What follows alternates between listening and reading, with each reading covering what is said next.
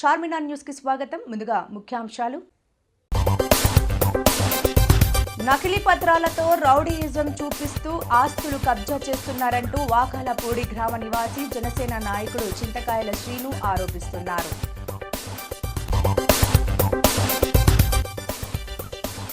శ్రీకాకుళంలో బ్యాడ్మింటన్ జాతీయ స్థాయి పోటీలు.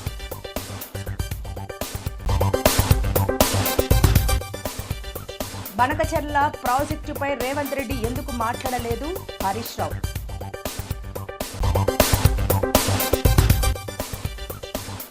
సీజేపీ నిరసనలో పాల్గొన్న కానిస్టేబుల్ సర్వీస్ నుంచి డిస్మిస్. ఖమ్మం జిల్లా కొణిజర్ల మండలం చిన్న గోపతి గ్రామ పంచాయతీకి చెందిన ఫీల్డ్ అసిస్టెంట్ నోముల విఠలరావు అనే వ్యక్తి తనికెళ్ల గ్రామం నందు గల తెలంగాణ గ్రామీణ బ్యాంకులో 31వ తేదీ శుక్రవారం మధ్యాహ్నం 1:10 బ్యాంకు నుండి 1,50,000 రూపాయలు డబ్బులను డ్రా చేసి బైక్ ట్యాంక్ కవర్ నందు పెట్టుకోవడం జరిగినది. బ్యాంకు నందు పాస్బుక్ తెచ్చుకోవడానికి లోపలికి వెళ్లి 2 నిమిషాల్లో వచ్చి చూసుకోగా ట్యాంక్ కవర్లో తను పెట్టిన డబ్బుల కవర్ లేకపోవడంతో ఒక్కసారిగా అవాక్కై బ్యాంకు మేనేజర్ని సంప్రదించగా సీసీటీవీ ఫుటేజ్ విడుదల చేశారు. ఇదంతా ఒక పథకం ప్రకారం 2 వ్యక్తులు ఒకరు బ్యాంకులో నుండి సైకిల్ చేస్తుండగా మరొకరు బయట నుండి దొంగతనం చేసి పరారయ్యారు. ఇదంతా కూడా ఒక సినీ పక్కీలో ఒక పథకం ప్రకారం జరిగింది. ఇటు విషయమై కొణిజర్ల పోలీస్ స్టేషన్ నందు కేసు నమోదు చేసి దర్యాప్తు చేస్తున్నారు. దయచేసి ఈ వ్యక్తులు ఆచూకీ ఎవరికైనా తెలిసినట్లయితే సెల్ నెంబర్ 9281131629 నెంబర్కి తెలియజేయగలరని ప్రార్థన. భద్రాచలం రామాలయం దర్శనానికి వచ్చే భక్తులు సౌకర్యం కోసం రెండో బ్రిడ్జ్ నిర్మాణం పనులు జరుగుతున్నవి. 2015లో గోదావరి పుష్కరాల సందర్భంగా వచ్చిన లక్షలాది మంది భక్తులకు ఒకే బ్రిడ్జ్ వల్ల ట్రాఫిక్ ఇబ్బందులు ఉంటాయని అమరావతి టు జగదల్పూర్ జాతీయ రహదారి భద్రాచలం మీదుగా ప్లాన్ చేసి రెండో బ్రిడ్జ్ నిర్మాణం చేయడం జరిగింది. బ్రిడ్జి అప్రోచ్ వరద కోతకు గురవ్వకుండా రిటైనల్ వాల్ నిర్మాణం చేపట్టి ఈ నెలలో గోదావరి రెండో బ్రిడ్జిపై రాకపోకలు కొనసాగే విధంగా వచ్చే ఏడాది జరగనున్న గోదావరి పుష్కరాల సందర్భంగా భక్తులకు ట్రాఫిక్ ఇబ్బందులు లేకుండా అందుబాటులోకి రెండో బ్రిడ్జ్ నిర్మాణం పూర్తి చేయాలని అధికారులకి తెలియజేశారు. గత ప్రభుత్వంలో బ్రిడ్జ్ నిర్మాణం పనులు నత్తనడకన కొనసాగాయని, ఏపీ, ఛత్తీస్గఢ్, ఒడిశా వయా భద్రాచలం వెళ్లే ప్రయాణికులకు రెండో బ్రిడ్జ్ ఎంతో సౌకర్యంగా మారుతుందని తెలిపారు.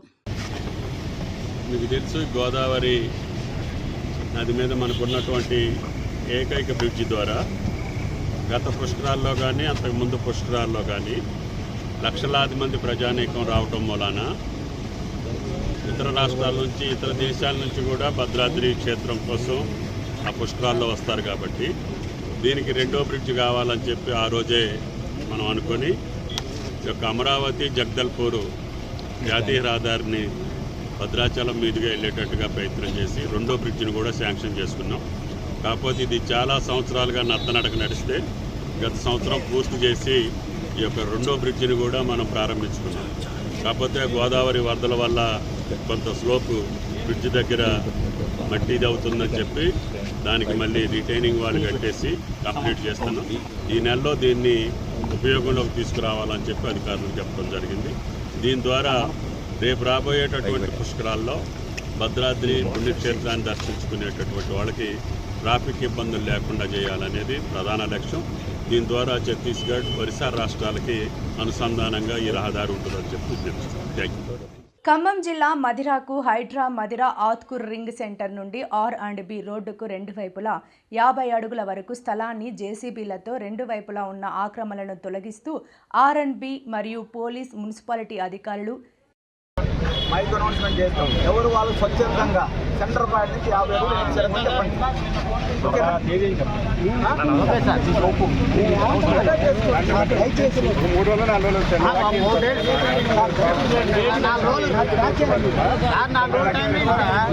ఎచ్చెర్ల రూరల్ డిగ్రీ కళాశాలలో బీఎస్సీ, బీఏ, బీకాం, బీబీఎం వంటి కోర్సుల్లో ప్రవేశానికి సంబంధించి ఉన్నత విద్యాశాఖ షెడ్యూల్ విడుదల చేసింది. బుధవారం నుంచి ఈ నెల 11 వరకు ఆన్లైన్లో రిజిస్ట్రేషన్ ప్రక్రియ చేపట్టనుంది. 15 నుంచి 19 వరకు వెబ్ ఆప్షన్లు నమోదు, 20 లోపు సర్టిఫికేట్ పరిశీలన, 20న వెబ్ ఆప్షన్ల మార్పునకు అవకాశం కల్పించింది. 26న సీట్లు కేటాయిస్తారు. 27 నుంచి తరగతులు ప్రారంభం కానున్నాయి. జిల్లాలో ఎక్కువగా ఇంటర్లో ఎంపీసీ, బైపీసీ చదివిన విద్యార్థులు, డిగ్రీలో BSc, MPC, BSc computers, BSc CBZ వంటి గ్రూపులకు ప్రాధాన్యత ఇస్తారు. దీంతో పాటు హెచ్ఈసీ, సిఈసీ, ఎంఈసీ విద్యార్థులు కామర్స్, ఆర్ట్స్ గ్రూపులను ఎంపిక చేసుకుంటారు. హెచ్ఈపీ, బీకాం, జనరల్, వొకేషనల్ వంటి వాటిపై కొంతమంది విద్యార్థులు ఆసక్తి చూపుతున్నారు.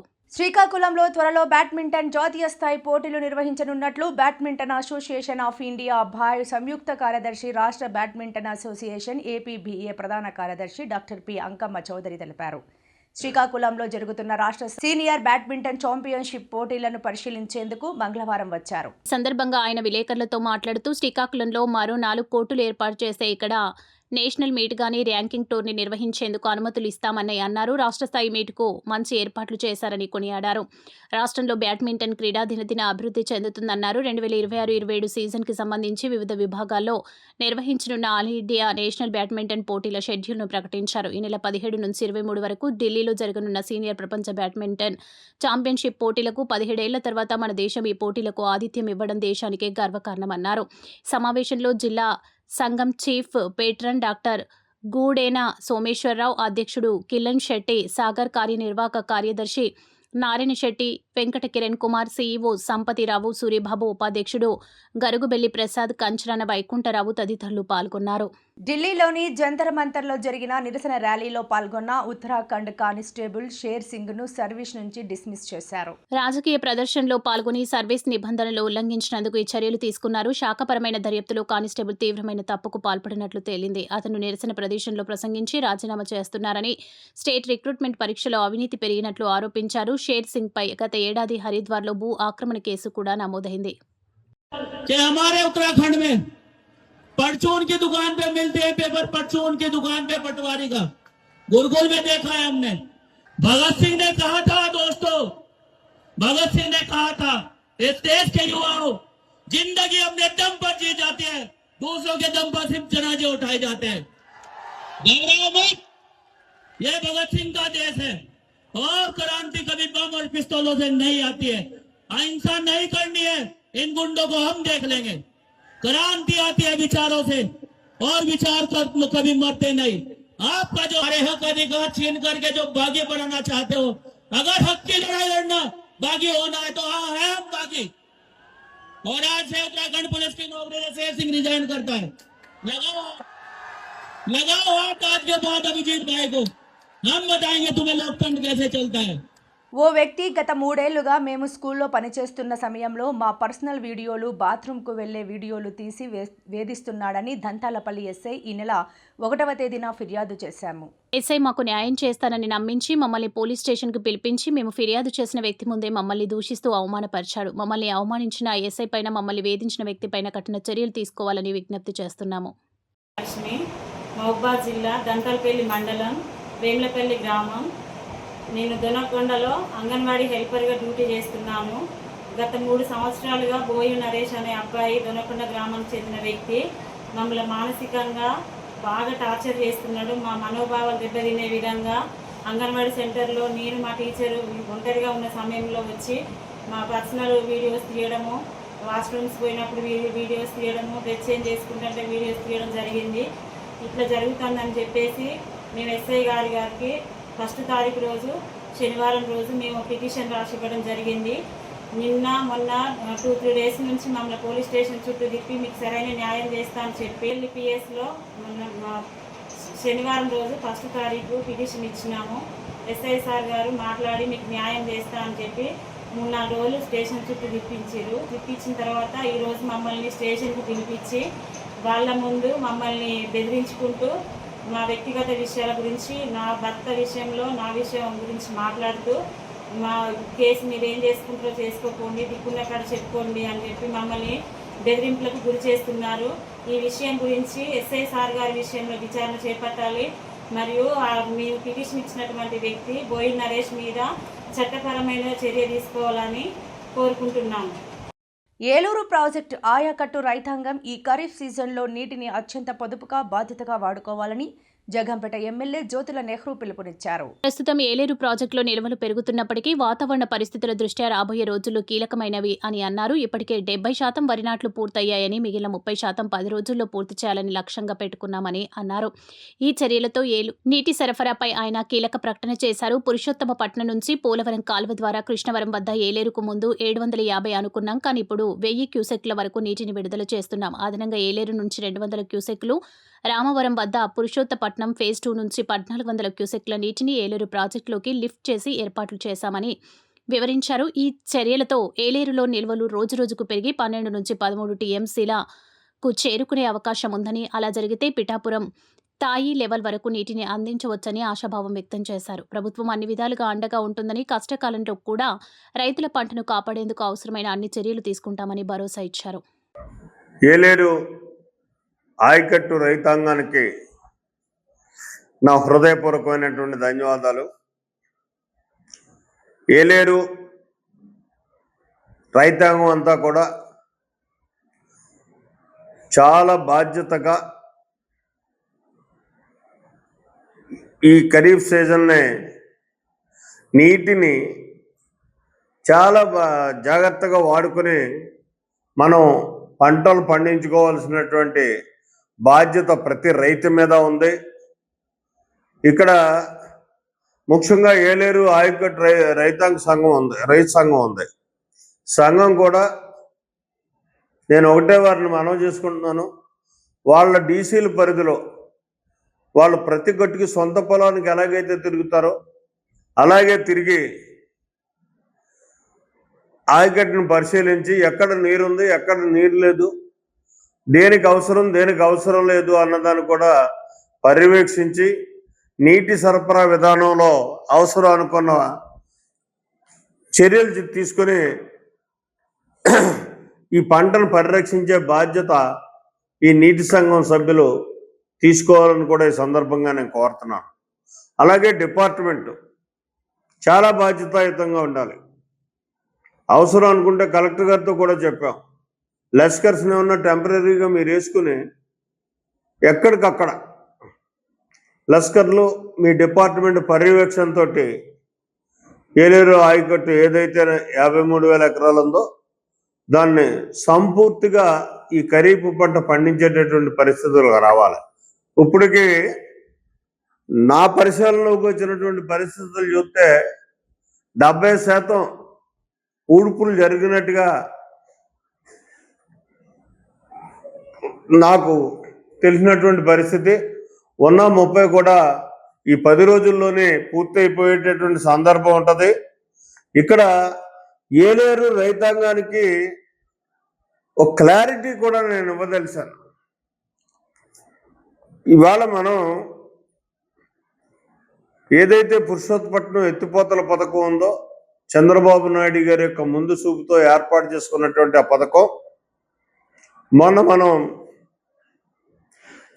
ఆ పథకం నుంచి వచ్చేటటువంటి నీటిని కృష్ణవరం లాకు సెపరేట్గా ఎప్పుడు పర్మనెంట్గా ఉండడానికి పెట్టినటువంటి కృష్ణవరం ఎస్కేప్ దగ్గర నుంచి 1000 క్యూసెక్కుల్ని మనం 750 క్యూసెక్కుల నీరు పైబడి 1000 క్యూసెక్కుల లోపల ఉండే విధంగా దాన్ని మనం ఓపెన్ చేసుకోవడం జరిగింది. అది కాక ఏలేరు నుంచి 200 మనం వదులుతున్నటువంటి పరిస్థితి ఉంది. ఇక్కడ రెండవది ఏదైతే పురుషోత్పట్నం సెకండ్ స్టేజ్ ఉందో ఆ సెకండ్ స్టేజ్లో 1400 క్యూసెక్కులు ఈవేళ ఏలేరు రిజర్వేర్లోకి వెళ్తుంది. ఇప్పటికే సుమారు దాని నిల్వ సామర్థ్యం రోజు రోజుకు కూడా పెరుగుతున్నటువంటి పరిస్థితి ఉంది. ఇదే రకంగా మనం ఉన్నట్టయితే కనీసం ఒక 12-13 టీఎంసీ నీటిని నిల్వ ఉంచుకునే పరిస్థితి ఉంటుంది. ఈ లోపల కృష్ణవరం ఎస్కేప్ దగ్గర నుంచి మనం పూర్తిగా మనకు అవసరమైనటువంటి నీటి 1000 క్యూసెక్కులు కూడా మనం తీసుకుంటున్నాం. కాబట్టి కింద వరకు కూడా థాయిలాండ్ ఏదైతే పిఠాపురం ఉందో పిఠాపురం వరకు కూడా నీరు సక్రమంగా అందివ్వడానికి అవకాశం ఉంటుంది. అదే కాకుండా ఇక్కడ గత పూర్వం నుంచి ఏ వంతుల విధానం ఉందో ఈ నీటి షార్టేజ్ వల్ల అదే విధానాన్ని వేళ అవలంబించడం జరిగింది. ఈ అవలంబించినటువంటి విధానంలో చూసుకుంటే పిఠాపురం కెనాల్కి 16,000 ఎకరాలు ఉంది. ఆ 16,000 ఎకరాలకి కూడా 4 రోజులు కేటాయించడం జరిగింది. అంటే 10 రోజులకు టర్న్ కింద ఏర్పాటు చేసి పిఠాపురం కెనాల్కి 16,000 ఎకరాలకి కూడా 4 రోజులు కేటాయించడం జరిగింది. అలాగే పెద్దాపురంలో 9,600 ఎకరాలు ఉంది. ఈ 9,600 ఎకరాలకి 3 రోజులు కేటాయించడం జరిగింది. ఈ 3 రోజుల తర్వాత కిర్లంపూడిలో 23,000 ఎకరాలు ఉంది. ఇందులో పిఠాపురం ఆయకట్టు కూడా కలుస్తుంది. సుమారు 6,476, అంటే గొల్లపోలు దగ్గర నుంచి వెల్దుర్తి దాకా, గొల్లపోలు, రాపత్తి, గోకివాడ, బీకొత్తూరు, తిమ్మాపురం, దొంతమూరు, రాయవరం, వెల్దుర్తి, ఈ అన్ని గ్రామాలు కలిసి పిఠాపురం ఏరియాలో.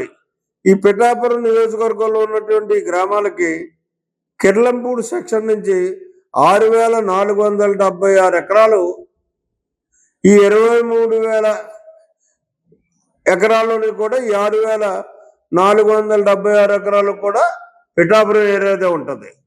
ఇక్కడ కేవలం మళ్ళీ కిర్లంపూడి సెక్షన్కి కూడా 23,000 ఎకరం ఉన్నప్పటికీ కూడా కేవలం 3 రోజులే వంతేయడం జరిగింది. అంటే కిర్లంపూడికి 3 రోజులు 23,000 ఎకరాలకి, పెద్దాపురానికి 3 రోజులు 9,600 ఎకరాలకి, పిఠాపురానికి 16,000 ఎకరాలకి 4 రోజులు, వెరసి 10 రోజులు. 10 రోజులకు ఒక టర్న్ తిరిగేటటువంటి పరిస్థితి ఉంటుంది. కాకినాడ రూరల్ మండలం తిమ్మాపురం గ్రామంలో భూ వివాదం మరోసారి తెరపైకి వచ్చింది. తమకు చెందిన 22 సెంట్ల భూమిని ఆక్రమించేందుకు ప్రయత్నిస్తున్న వ్యక్తిపై చర్యలు తీసుకుని న్యాయం చేయాలని భూ యజమాని కర్లచెర్ల చంద్రిక అధికారులను వేడుకున్నారు.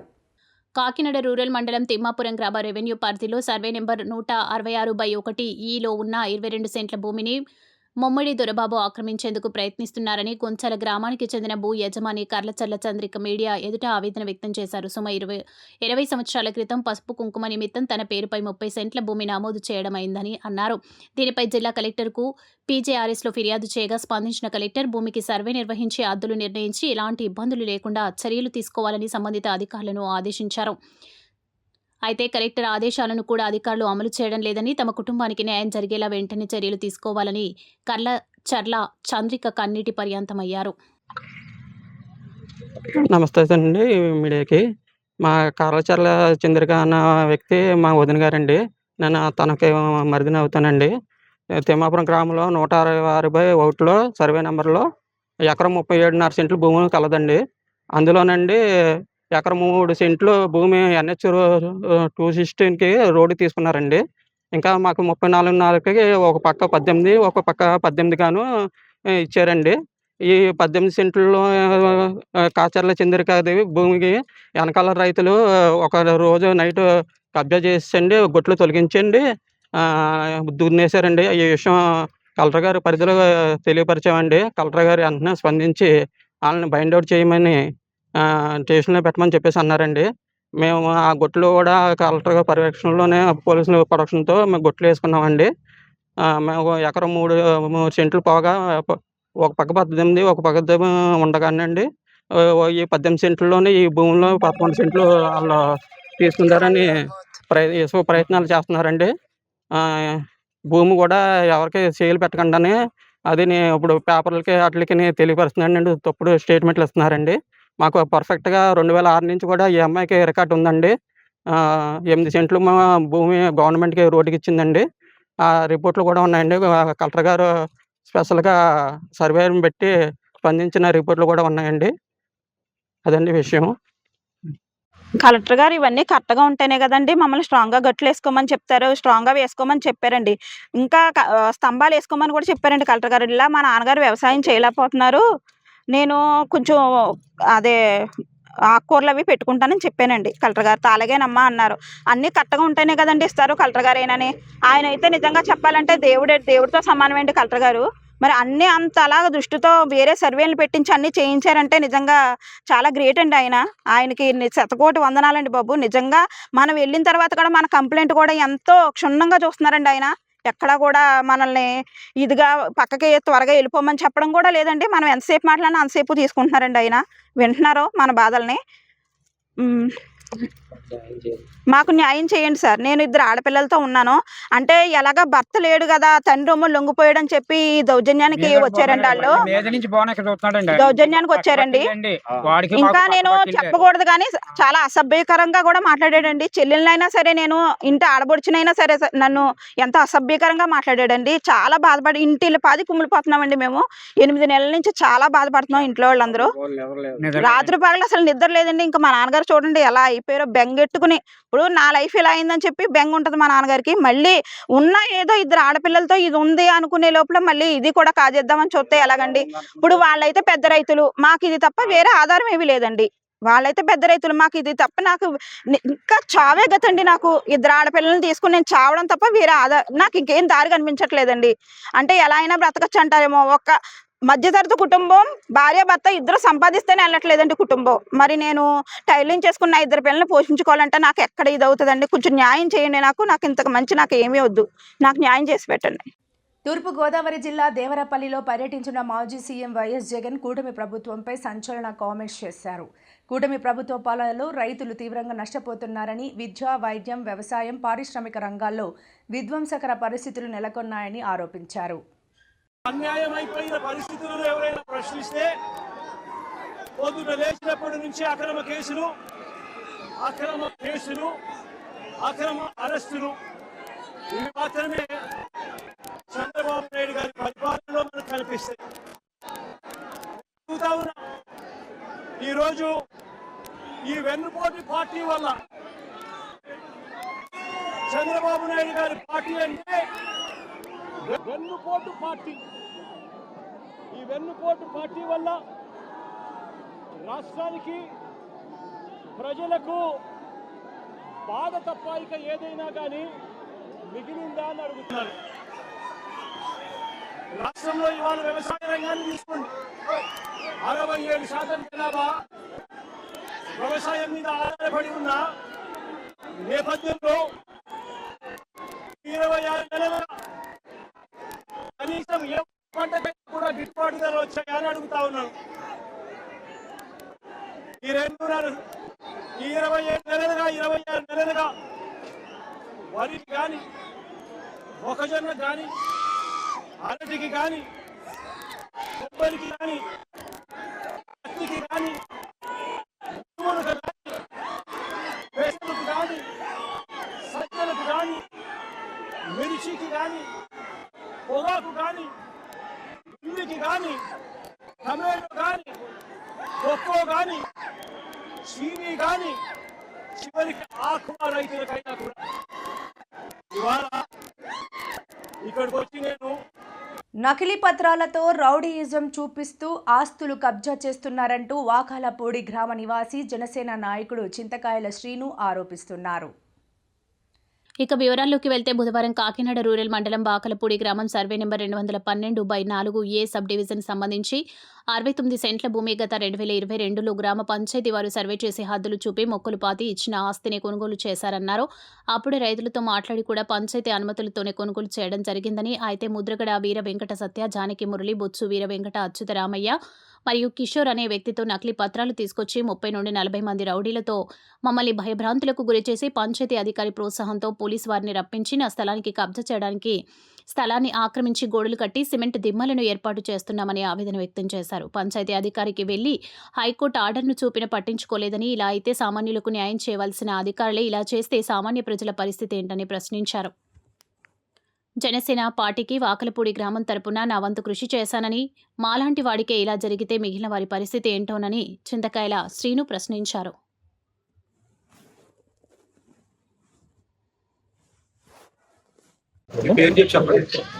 నా పేరు చింతకాయల శ్రీను అండి. ఇక్కడికి వచ్చిన మీడియా ప్రతినిధులందరికీ కూడా నా నమస్కారాలు. ఇప్పుడు జరగబోయేది ఏంటంటే, నేను 2023లో నేను ఆస్తిని కొనుక్కున్నానండి.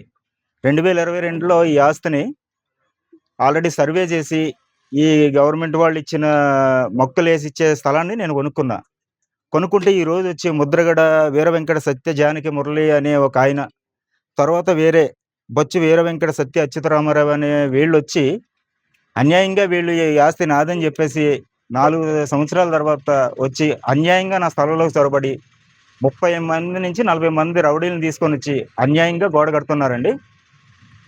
ఎందుకంటే ఈరోజు వాళ్ళకి చెల్లుబాటు కాని ఆస్తిని ఈ గవర్నమెంట్ అంటే ఇంచుమించు ఈ గ్రామ పంచాయతీ అధికారులందరూ కూడా వాళ్ళకి చెల్లుబాటు కాని దస్తావేజులు వాళ్ళకి చెల్లుబాటు అయ్యేలా చేయాలని చెప్పేసి ఈ రోజు సపోర్ట్ చేస్తున్నారండి. చేసి చాలా రోజులు, ఒక రోజు అయితే తాళాల పగలగొట్ట లోపలికి రావటం, తర్వాత ఇక్కడ ఉన్న వాళ్ళందరినీ బెదిరించడం, తర్వాత ఇలా చేస్తున్నారండి. ఎందుకంటే పోలీసులు కూడా రోజు వచ్చారు. పోలీసులు కూడా నేను ఫోన్ చేసి అడిగితే మన పంచాయతీ సెక్రటరీ గారే మాకు ఫోన్ చేసి రమ్మన్నారు, ఆయన రాకుండా మేము ఎందుకు వస్తామని చెప్పేసి వాళ్ళు కూడా అన్నారండి. కాబట్టి ఈ రోజు కూడా వచ్చి చాలా దౌర్జన్యంగా ఇంకా తెల్లవారకు మీద వచ్చి బుల్డోజర్తో వచ్చేసి ఆల్రెడీ నా గుండె ఆస్తులన్నీ కూడా ధ్వంసం చేయడానికి ప్రయత్నిస్తున్నారు. తర్వాత నా స్థలంలో వచ్చేసి శుభ్రంగా గోడ కూడా కడుతున్నారండి. ఈ విషయంలో అధికారులందరూ కూడా వాళ్ళకి ప్రోత్సహిస్తున్నారని మేము పంచాయతీ అధికారులు వాళ్ళకి ప్రోత్సహిస్తున్నారండి. ఈ విషయం మీ అందరూ అర్థం చేసుకుంటారని మీడియా ప్రతినిధుల సమక్షంలో మీ అందరికీ నేను తెలియజేయడం, తగిన న్యాయం చేయాలని మేము అనుకుంటున్నాం. నమస్తే. చెప్పండి. ఏమండి? కంప్లైంట్ ఇచ్చామండి, ఆల్రెడీ కంప్లైంట్ ఇచ్చాము. కంప్లైంట్ ఇచ్చినా పంచాయతీ వారు దానికి అసలు రెస్పాండ్ అవ్వలేదండి. సార్, మీ స్థలంలో అక్రమంగా ప్రవేశించి ఇప్పుడు గోడ పెడతామండి. ఎప్పుడు చేసేసి మొన్న 23వ తారీఖు ఏదండి, మొన్న 5 రోజుల క్రితం 15 రోజుల క్రితం నుంచి జరుగుతుందండి మ్యాటర్ అంతా కూడా. 15 రోజుల క్రితం నుంచి జరుగుతూ ఉంటే మేము ఆల్రెడీ కోర్టు నుంచి కూడా ఆర్డర్ ఆల్రెడీ మన పంచాయతీ వారికి మేము ఇవ్వడం జరిగింది. అయినా ఎలాంటి దానికి వాళ్ళు రెస్పాండ్ అవ్వలేదు. అవ్వకుండా వాళ్ళ తరపునే వస్తున్నారు. కానీ ఏమన్నా అంటే మాకు పైనుంచి ప్రెజర్స్ ఉన్నాయి, అందువల్ల మేము ఏం చేయలేకపోతున్నాం అని చెప్పి వాళ్ళు అంటున్నారు. మీరు కొనుక్కున్న దాంట్లో వాళ్ళు ఎందుకు పెడతారు అంటే వాళ్ళకైనా డాక్యుమెంట్లు ఉన్నాయా? వాళ్ళు ఫోర్జరీ డాక్యుమెంట్స్ తో వస్తున్నారు సార్ వాళ్ళు. అంతేగాని మాదైతే మాత్రం 212/4 ఏ అండి సబ్ డివిజన్ లో నేను రైతుల దగ్గర కొనుక్కున్న స్థలం అన్నమాట అండి. అది రైతుల దగ్గర కొనుక్కున్నది. కాబట్టి ఈ రోజు వచ్చి చాలా అన్యాయంగా వీళ్ళు చేస్తున్న అక్రమాలు ఇలా ఉన్నాయి సార్. ఇది ఫేక్ డాక్యుమెంట్లతో వస్తున్నారు వాళ్ళు. రాజకీయ కోణం ఉన్నదంటారా, లేకపోతే ఎవరైనా వెనకాల ప్రోత్సాహం ఉంటుందా? అది తెలియాల్సిన ఉందండి. ఇది ఎంతవరకు ఇంకా తెలియదు. ఒక జనసేన నాయకుడిగా నాకే ఇంకా ఎలా జరుగుతూ ఉంటే ఇంకా మిగతా వాళ్ళు ఏమైపోతారు సార్? అది మీరు జనసేన పార్టీలో ఏంటంటే మీ పదవి? నేను ఏంటంటే ఈ ఫిషర్మెన్ కమ్యూనిటీ ప్రెసిడెంట్ గా చేశానండి. ఈ కమ్యూనిటీ ప్రెసిడెంట్ గా చేసినప్పుడు నేను జాయిన్ అయ్యా. తర్వాత వేరే వాళ్ళు వచ్చారండి. ఇప్పుడు అలాగే ఇప్పుడు ఈ జనసేనలోనే కొనసాగుతున్నా. ప్రభుత్వ అధికారులు ఉంది కదా, మరి ప్రభుత్వం మీద ఎలా చేస్తున్నారు, మీరు ఎలా చేసింది?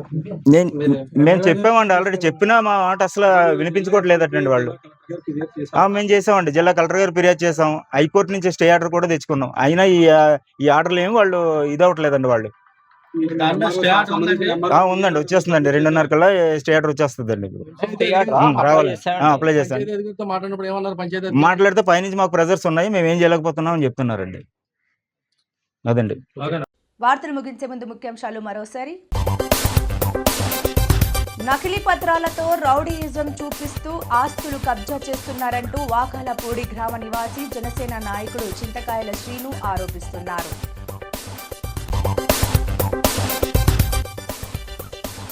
శ్రీకాకుళంలో బ్యాడ్మింటన్ జాతీయ స్థాయి పోటీలు.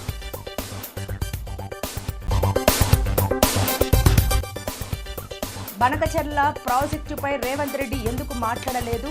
హరీష్ రావు.